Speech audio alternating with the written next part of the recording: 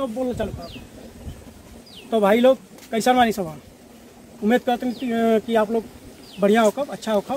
तो ये हमारा पहला ब्लॉग है भोजपुरी ब्लॉग। तो उम्मीद करते नहीं आप लोगों से कि आप लोग हमें सपोर्ट करब सबन प्यार देव सबन। तो हम आगे भोजपुरी ब्लॉग लाइव और ये अपने इलाका अपने गांव अपने शहर हर जगह के वीडियो बना के आप लोगों के सामने लाइव और अच्छी जानकारी। तो आज से हमारा ये पहला वीडियो स्टार्ट होता है यूट्यूब पर। तो आप लोगों के सपोर्ट हमारा के चाहिए, आप लोगों के प्यार चाहिए और हमारे वीडियो पर हर वीडियो पर आप लोगों के लाइक चाहिए सब्सक्राइब चाहिए। तो आज हम दिखावत नहीं आप लोगों के अपन खेत अपन जगह। तो आप लोग देखी सब तो नदी बहता और खेत के आम के पेड़ बा शीशम के पेड़ बा। तो एक चीज़ और आप लोगों के दिखलावत नहीं ये पर हम डिटेल में वीडियो आगे बनाई।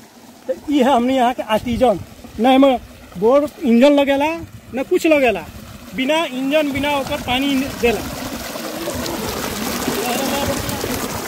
आप सामान देखनी है तो एक पर हम डिटेल में वीडियो बनाई बिना तेल बिना लाइट बिना कोनो ईंधन के ही पानी एनी टाइम 24 घंटा देला। तो एक पर हम बनाई वीडियो मगर वीडियो के आप सामान वायरल करब तब हम आगे वीडियो बनाई।